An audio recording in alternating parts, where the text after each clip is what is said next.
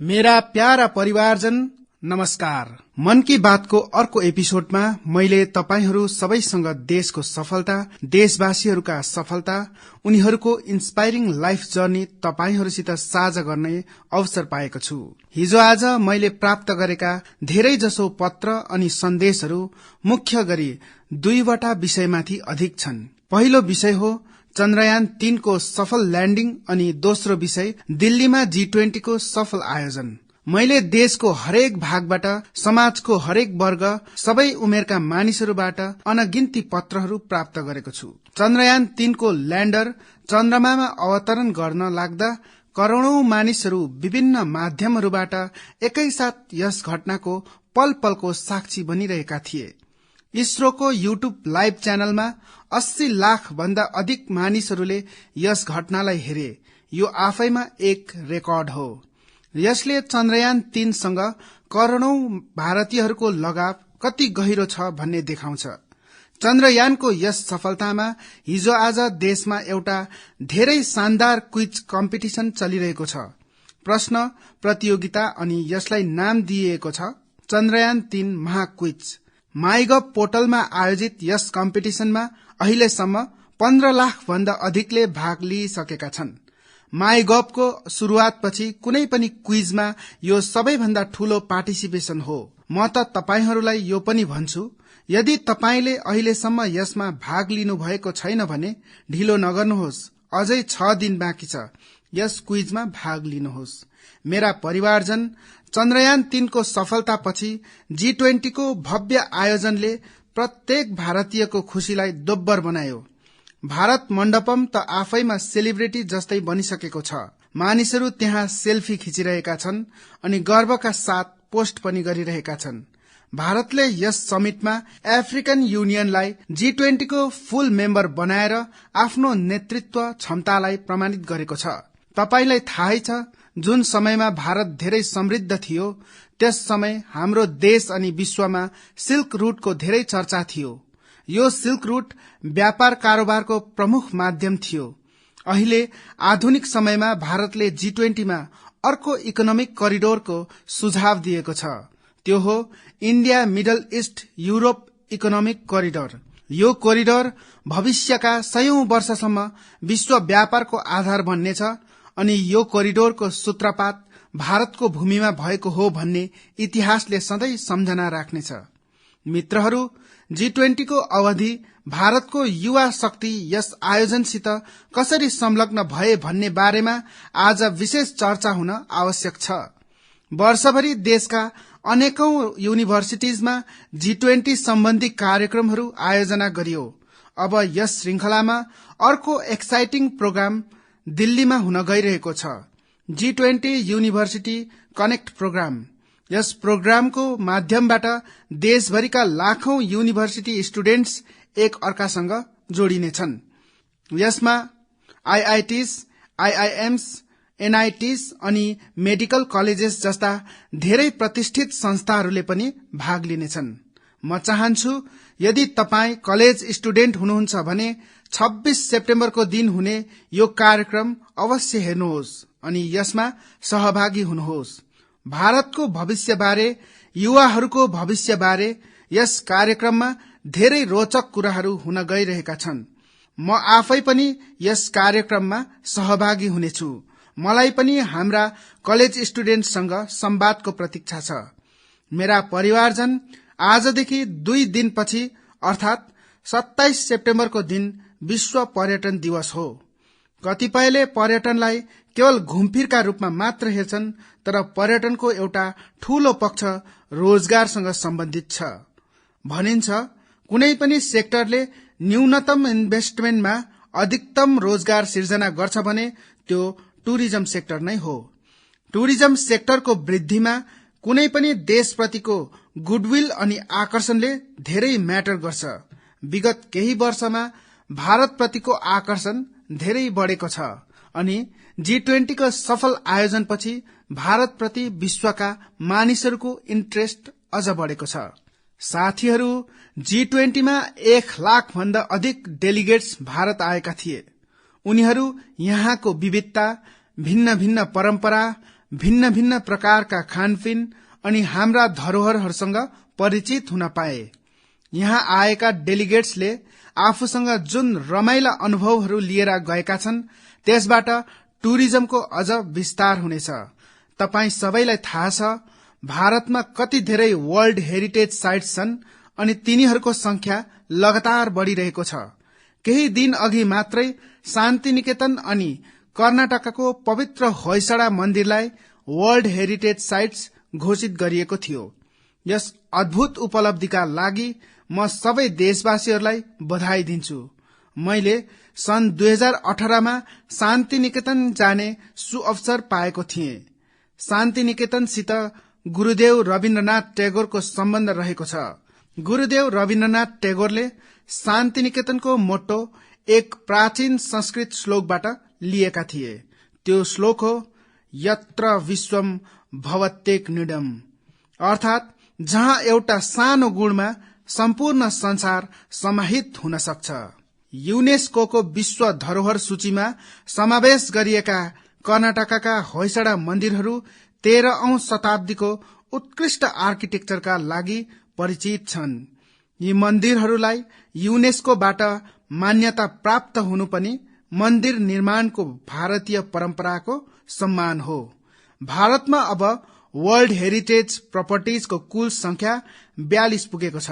भारतको प्रयास छ हाम्रा अधिक भन्दा अधिक ऐतिहासिक अनि सांस्कृतिक स्थलहरूलाई वर्ल्ड हेरिटेज साइट्सका रूपमा मान्यता प्राप्त होस्।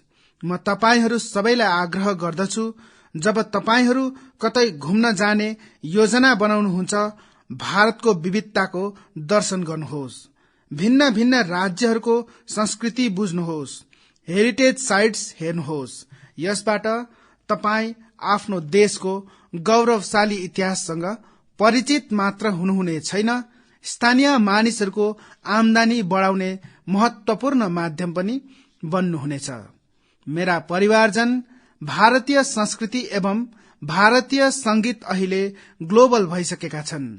यसप्रति विश्वभरिका मानिसको लगाव दिन प्रतिदिन बढ्दै गइरहेको छ।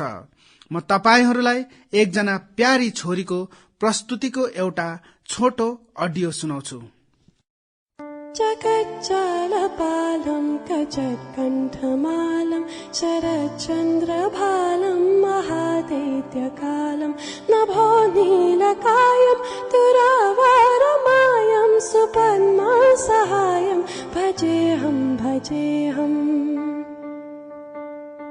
नागेन्द्रहाराय त्रैलोचनाय भस्मङ्गरागाय माहेश्वराय नित्याय शुद्धाय दिगम्बराय तस्मै नकाराय नमः शिवाय।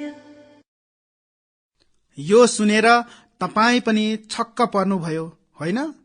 उनको स्वर कति मिठो छ अनि हरेक शब्दमा झल्किने भावहरूमा हामी ईश्वरप्रति उनको लगाव महसुस गर्न सक्छौं। यदि मैले यो सुमधुर स्वर जर्मनीकी एक छोरीको हो भनी बताए भने सायद तपाई झनै छक्क पर्नुहुनेछ। यी छोरीको नाम हो कैस्मी। 21 वर्षीय कैस्मी हिजो आज इन्स्टाग्राममा धेरै लोकप्रिय बनेकी छिन्। जर्मनीकी कैस्मी कहिल्यै भारत आएकी छैनन्, तर उनी भारतीय संगीत अत्याधिक मन पराउँछिन्। जसले भारत देखेको पनि छैन, भारतीय संगीतमा उनको रुचि अत्यन्तै इन्स्पायरिङ छ। कैस्मी जन्मदेखि नै दृष्टिविहीन भए तापनि यो कठिन चुनौतीले उनलाई असाधारण उपलब्धिहरूदेखि विमुख गर्न सकेन। म्युजिक अनि क्रिएटिभिटीलाई लिएर उनको प्यासन यस्तो थियो, उनले बाल्यकालदेखि नै गाउन थालिन्। अफ्रिकन ड्रमिङको सुरुवात त उनले 3 वर्षको उमेरमा नै गरेकी थिइन्। भारतीय संगीतसित उनको परिचय 5-6 वर्ष अघि मात्र भएको थियो। भारतको संगीतले उनलाई यति धेरै मोहित बनायो, उनी त्यसैमा मग्न भइन्। उनले तबला बजाउन पनि सिकेकी छन्। सबैभन्दा इन्स्पायरिङ कुरा, उनले धेरैवटा भारतीय भाषाहरूमा गायनमा महारत हासिल गरिसकेकी छिन्। संस्कृत, हिन्दी, मलयालम, तमिल, कन्नड होस् वा असमिया, बंगाली, मराठी, उर्दू, सबैमा उनले आफ्नो सुर बाँधेकी छन्। हामीलाई अर्को अपरिचित भाषाको 2-3 लाइन बोल्नु मात्र पनि कति गाह्रो हुन्छ तपाई कल्पना गर्न सक्नुहुन्छ। तर क्यास्मीका लागि यो बायाँ हातको खेल जस्तै हो। तपाईहरू सबैका लागि म यहाँ कन्नडमा गाएको उनको एउटा गीत शेयर गर्दैछु। ನಮ್ಮ ವಚನ ಬಹುವಚನ ನುಡಿರು ಕನ್ನಡ ನಡೆಯಿರೋ ಕನ್ನಡ. ನಮ್ಮ ವಚನ ಬಹುವಚನ ನುಡಿರು ಕನ್ನಡ ನಡೆಯಿರೋ ಕನ್ನಡ. ಕನ್ನಡ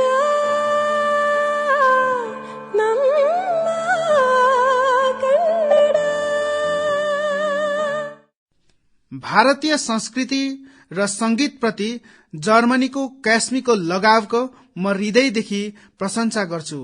उनको यस प्रयासले हरेक भारतीयलाई अभिभूत गर्नेछ। मेरा प्रिय परिवारजन, हाम्रो देशमा शिक्षालाई सधैँ सेवाका रूपमा लिइन्छ। मैले उत्तराखण्डका केही युवाहरूको बारेमा थाहा पाएको छु जो त्यही भावनाका साथ बाल बालिकाको शिक्षाका लागि काम गरिरहेका छन्। नैनीताल जिल्लामा केही युवाहरूले नानीहरूका लागि अनौठो घोडा लाइब्रेरीको शुरूआत गरेका छन्। यस लाइब्रेरीको सबैभन्दा ठूलो विशेषता यही हो कि दुर्गम भन्दा दुर्गम ठाउँहरूमा पनि यसको माध्यमबाट नानीहरूसम्म किताबहरू पुगिरहेको छ। अनि यति मात्र होइन, यो सेवा अत्यन्तै निशुल्क छ। अहिलेसम्म यसको माध्यमद्वारा नैनीतालका 12 गाउँहरूलाई कभर गरिएको छ।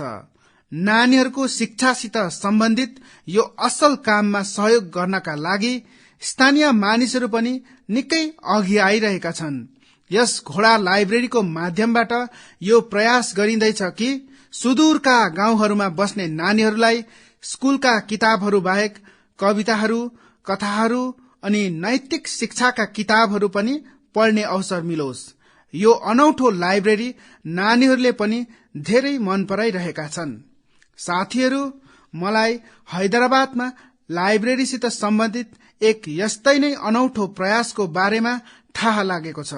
यहाँ 7औं क्लासमा पढ्ने छोरी आकर्षणा सतीशले त अचम्भित बनाएकी छन्। तपाईलाई यो जानेर आश्चर्य लाग्न सक्छ कि मात्र 11 सालको उमेरमा यिनले नानीहरूका लागि 1-2 होइन तर 7 लाइब्रेरी चलाइरहेकी छन्। आकर्षणाले 2 वर्ष अघि यसको प्रेरणा तब पाएकी थिइन् जब उनी आफ्ना मातापितासित एउटा क्यान्सर अस्पतालमा गएकी थिइन्। उनका पिता खाँचोमा परेकाहरूलाई सहयोग गर्नका निम्ति त्यहाँ गएका थिए। नानीहरूले त्यहाँ उनलाई कलरिङ बुक्सको माग गरे अनि यही कुराले यी प्यारी गुडियालाई छोयो। उनले भिन्न भिन्न प्रकारका किताबहरू जुटाउने अठोट गरिन्। उनले आफ्ना छरछिमेकीहरूका घरहरू, आफन्तहरू अनि साथीहरूबाट किताबहरू बटुल्न सुरु गरिन्। अनि तपाईलाई यो जानेर खुशी हुनेछ कि पहिलो लाइब्रेरी त्यही क्यान्सर अस्पतालमा नानीहरूका लागि खोलियो। खाँचोमा परेका नानीहरूका लागि भिन्न भिन्न ठाउँहरूमा यी छोरीले अहिलेसम्म जुन 7 लाइब्रेरी खोलेकी छन् त्यसमा अहिले लगभग 6000 किताबहरू उपलब्ध छन्। सानी आकर्षणाले जुन प्रकारले नानीहरूका भविष्य श्रृंगार्ने ठूलो काम गरिरहेकी छन् त्यो प्रत्येक मानिसलाई प्रेरित गर्ने काम हो। साथीहरू, यो कुरा सही हो, आजको समय डिजिटल टेक्नोलोजी अनि ई बुक्सको हो, तर पनि किताबहरूले हाम्रा जीवनमा सदैव एउटा राम्रो साथीको भूमिका निभाउँदछ। यसैले हामीले नानीहरूलाई किताबहरू पढ्नका लागि प्रेरित गर्नुपर्छ। मेरा परिवारजन, हाम्रा शास्त्रहरूमा भनिएको छ, जीवेषु करुणा चापी मैत्री तेषु विधीयताम, अर्थात जीवहरूमाथि करुणा गर्नुहोस् अनि उनीहरूलाई आफ्ना साथी बनाउनुहोस्। हाम्रो त बेसी जस्तो देवी देवताहरूका सवारी नै पशु पक्षी छन्। धेरै मानिसहरू मन्दिर जाँदछन्, भगवानको दर्शन गर्दछन्, तर जुन जीवजन्तुहरू भगवानका सवारी हुन्छन् त्यसतर्फ त्यति ध्यान दिँदैनन्। यी जीवजन्तुहरू हाम्रा आस्थाका केन्द्रमा रहनुपर्छ। हामीले यिनका जति सक्दो संरक्षण पनि गर्नुपर्छ। विगत केही वर्षहरूमा देशमा सिंह, बाघ, चितुवा अनि हात्तीहरूको संख्यामा उत्साहवर्धक बढोत्तरी देखिएको छ। कैयौं अरू प्रयासहरू पनि निरन्तर जारी छ ताकि यस धरतीमा भएका अरू जीवजन्तुहरूलाई पनि बचाउन सकियोस्। यस्तै नै एउटा अनौठो प्रयास राजस्थानका पुष्करमा पनि गरिँदैछ। यहाँ सुखदेव भट्टजी अनि उनका टिम मिलेर वन्य जीवहरूलाई बचाउनमा जुटेका छन्। अनि थाहा छ उनका टिमको नाम के हो? उनका टिमको नाम हो कोब्रा। यो डरलाग्दो नाम यसैले हो किनकि उनका टिमले यस क्षेत्रमा डरलाग्दो साँपहरूको रेस्क्यु गर्ने काम पनि गर्दछन्। यस टिममा धेरै संख्यामा मानिसहरू संलग्न भइरहेका छन् जो मात्र एक कलमा घटनास्थलमा पुग्दछन् अनि आफ्नो मिसनमा लाग्दछन्। सुखदेवजीको यस टिमले अहिलेसम्म 30,000 भन्दा ज्यादा विषालु सर्पहरूको जीवन बचाएका छन्। यस प्रयासले जहाँ मानिसहरू खतरादेखि जोगिँदछन् त्यही प्रकृतिको संरक्षण पनि हुँदछ। यो टिम अन्य बिमारी जनावरहरूलाई सेवा दिने कामसित पनि संलग्न छन्। साथीहरू, तमिलनाडुको चेन्नईमा अटो ड्राइभर एम राजेन्द्र प्रसादजीले पनि एक अनौठो काम गरिरहेका छन्। उनी विगत 25-30 वर्षदेखि परेवाहरूको सेवाको काममा लागेका छन्। स्वयं उनका घरमा 200 भन्दा बेसी परेवा छन्। त्यही पक्षीहरूको भोजन, पानी, स्वास्थ्य जस्ता प्रत्येक आवश्यकतालाई पूरा ध्यान राख्दछन्। यसमा उनका धेरै पैसा पनि खर्च हुन्छ, तर उनी आफ्ना काममा डटेर बसेका छन्। साथीहरू, मानिसहरूलाई असल नियतले यस्ता कामहरू गरेको देखेर साँच्चै धेरै आनन्द प्राप्त हुँदछ, धेरै खुसी लाग्दछ। यदि तपाईलाई पनि यस्तै नै केही अनौठा प्रयासहरूको बारेमा जानकारी प्राप्त भयो भने त्यसलाई अवश्य शेयर गर्नुहोस्। मेरा प्यारा परिवारजन, आजादीको यो अमृतकाल देशका लागि प्रत्येक नागरिकको कर्तव्यकाल पनि हो। आफ्नो कर्तव्य निभाउँदै नै हामी आफ्ना लक्ष्यहरू प्राप्त गर्न सक्छौं, आफ्ना मन्जिलसम्म पुग्न सक्छौं। कर्तव्यको भावनाले हामी सबैलाई एक सूत्रमा बाँध्दछ। यूपीका सम्बलमा देशले कर्तव्य भावनाको एउटा यस्तो उदाहरण देखेको छ जसलाई म तपाईहरूसित पनि शेयर गर्न चाहन्छु। तपाई सोच्नुहोस्, 70 भन्दा बेसी गाउँहरू, हजारौंको जनसंख्या अनि सबै मानिसहरू मिलेर एक लक्ष्य, एक ध्येयको प्राप्तिका लागि साथ आओस्, जुटेर देखाओस्। यस्तो कम्ती नै हुन्छ, तर सम्बलका मानिसहरूले यो गरेर देखाए। यी मानिसहरूले मिलेर जनभागीदारी अनि सामूहिकताको धेरै नै भव्य उदाहरण प्रस्तुत गरेका छन्। वास्तवमा यस क्षेत्रमा दशकौं पहिले सोत नामको एउटा नदी थियो। अमरोहाबाट शुरू भएर सम्भल हुँदै बदायूंसम्म बहने यो नदी एक समय यस क्षेत्रमा जीवनदायिनीका रूपमा चिनिने गर्थ्यो। यस नदीमा अनवरत जल प्रवाहित हुन्थ्यो जो यहाँका किसानहरूका लागि खेतीको मुख्य आधार थियो। समयसितै नदीको प्रवाह कम भयो। नदी जुन बाटोबाट बग्दथ्यो त्यहाँ अतिक्रमण भयो अनि यो नदी विलुप्त भयो।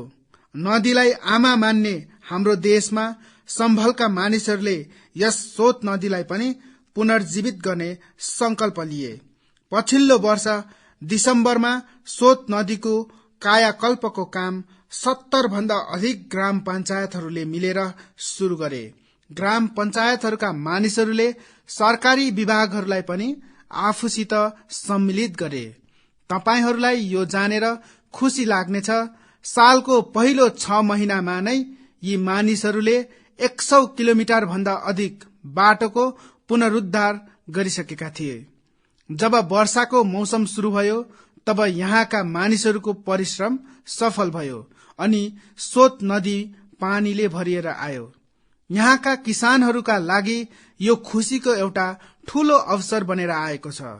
मानिसहरूले नदीका किनारमा बाँसको 10,000 भन्दा पनि अधिक बिरुवाहरू पनि रोपेका छन्, ताकि यसका किनारहरू सम्पूर्ण रूपले सुरक्षित रहोस्। नदीको पानीमा 30,000 भन्दा अधिक गम्बुसिया माछाहरू पनि छोडिएको छ, ताकि लामखुट्टे नआओस्। साथीहरू, सोत नदीका उदाहरण हामीलाई बताउँदछ कि यदि हामीले ठान्यौं भने ठूला भन्दा ठूला चुनौतीहरूलाई पनि पार गरेर एउटा ठूलो परिवर्तन ल्याउन सक्छौं। तपाई पनि कर्तव्य पथमा हिँड्दै आफ्ना वरिपरि यस्ता धेरै नै परिवर्तनहरूको माध्यम बन्न सक्नुहुनेछ। मेरा परिवारजन, जब नियत अटल हुन्छ अनि केही सिक्ने लगन हुन्छ, तब कुनै काम साह्रो हुँदैन। पश्चिम बंगालकी श्रीमती शकुन्तला सरदारले यस कुरालाई अत्यन्तै सही प्रमाणित गरेर देखाउनु भएको छ। आज उहाँ कैयौं अरू महिलाहरूका लागि प्रेरणा बनिनु भएको छ। शकुन्तला जी जंगल महलका सातनाला गाउँमा बस्ने हुनुहुन्छ। लामो समयसम्म उहाँका परिवार हरेक दिन मजदुरी गरेर आफ्नो जीविकोपार्जन गर्दथे। उहाँका परिवारका लागि जीवन धान्न पनि मुस्किल थियो। फेरि उहाँले एउटा नयाँ बाटोमा हिँड्ने निर्णय लिनुभयो अनि सफलता प्राप्त गरेर सबैलाई अचम्भित पारिदिनुभयो। तपाई यो अवश्य जान्न चाहनुहुन्छ कि उहाँले यो आश्चर्य कसरी गर्नुभयो। यसको उत्तर हो एउटा सिलाई मसिन। एउटा सिलाई मसिनको माध्यमद्वारा उहाँले सालका पत्ताहरूमा सुन्दर डिजाइन बनाउन सुरु गर्नुभयो। उहाँको यो सिपले सम्पूर्ण परिवारको जीवन परिवर्तन गरिदियो। उहाँले बनाउनु भएका यो अद्भुत क्राफ्टको माग लगातार बढ्दै गइरहेको छ। शकुन्तलाजीको यो सिपले उनको मात्र होइन, तर सालका पत्ताहरूलाई जमा गर्ने कैयौं मानिसहरूको जीवन पनि परिवर्तन गरिदियो। अब उहाँ कैयौं महिलाहरूलाई ट्रेनिङ दिने पनि काम गरिरहनु भएको छ।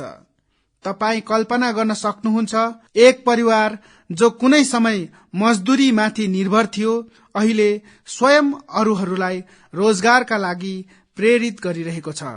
उहाँले दैनिकी मजदुरीमाथि निर्भर हुने आफ्ना परिवारलाई आफ्नै खुट्टामा उभ्याइदिनुभयो। यसबाट उहाँका परिवारलाई अन्य कुराहरूमाथि पनि फोकस गर्ने अवसर प्राप्त भयो। एउटा कुरा अझै भएको छ, शकुन्तलाजीको स्थिति जस्तो केही ठिक भयो, उहाँले बचत गर्न पनि सुरु गर्नुभयो। अहिले उहाँ जीवन बीमा योजनाहरूमा निवेश गर्न लागिरहनु भएको छ, ताकि उहाँका नानीहरूको भविष्य उज्जवल होस्। भारतका मानिसहरू यस्तै नै प्रतिभायुक्त हुँदछन्। तपाई उनीहरूलाई अवसर दिनुहोस् अनि हेर्नुहोस् उनीहरूले के आश्चर्यका कुराहरू गरेर देखाउनेछन्। शकुन्तलाजीको साहसका निम्ति उनको जति नै सराहना गरे पनि त्यो कम्ती नै हुनेछ। भारतका मानिसहरू यस्तै नै प्रतिभायुक्त हुँदछन्। तपाई उनीहरूलाई अवसर दिनुहोस् अनि हेर्नुहोस् उनीहरूले के आश्चर्यका कुराहरू गरेर देखाउनेछन्। मेरा परिवारजन, दिल्लीमा G20 समिटको अवधि त्यस दृश्यलाई कसले भुल्न सक्छ र, जब कैयौं वर्ल्ड लिडर्स बापुलाई श्रद्धा सुमन अर्पित गर्न एक साथ राजघाट पुगे। यो यस कुराको एउटा ठूलो प्रमाण हो, विश्वभरमा बापुको विचार आज पनि कति प्रासंगिक छ।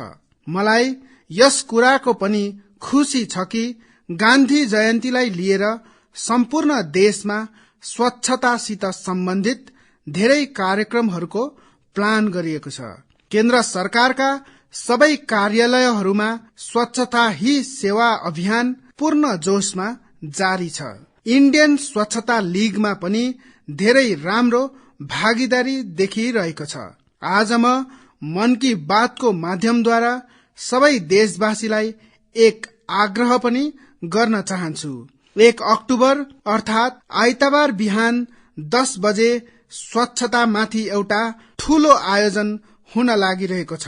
तपाई पनि आफ्नो समय निकालेर स्वच्छतासित सम्बन्धित यस अभियानमा आफ्नो हात दिनुहोस्। तपाई आफ्नो बाटो वरिपरि पार्क, नदी, सरोवर वा कुनै अरू सार्वजनिक स्थलहरूमा यो स्वच्छता अभियानसित संलग्न हुन सक्नुहुनेछ। अनि जहाँ जहाँ अमृत सरोवर बनिएका छन् त्यहाँ त स्वच्छता अवश्य गर्नुपर्छ। स्वच्छताको यो कार्याञ्जली नै गान्धीजीलाई साँचो श्रद्धाञ्जली हुनेछ। म तपाईहरूलाई फेरि स्मरण गराउन चाहन्छु कि यस गान्धी जयन्तीको अवसरमा खादीको कुनै न कुनै प्रडक्ट अवश्य किन्नुहोस्। मेरा परिवारजन, हाम्रा देशमा तिहारहरूको सिजन पनि सुरु भइसकेको छ। तपाईहरू सबैका घरमा पनि केही नयाँ किन्ने योजना बनिरहेको छ होला। कोही आफ्नो शुभ काम गर्नका लागि नवरात्रको समयको प्रतीक्षामा होला। उमङ्ग उत्साहको यस वातावरणमा तपाईहरू भोकल फर लोकलको मन्त्र पनि अवश्य याद राख्नुहोस्।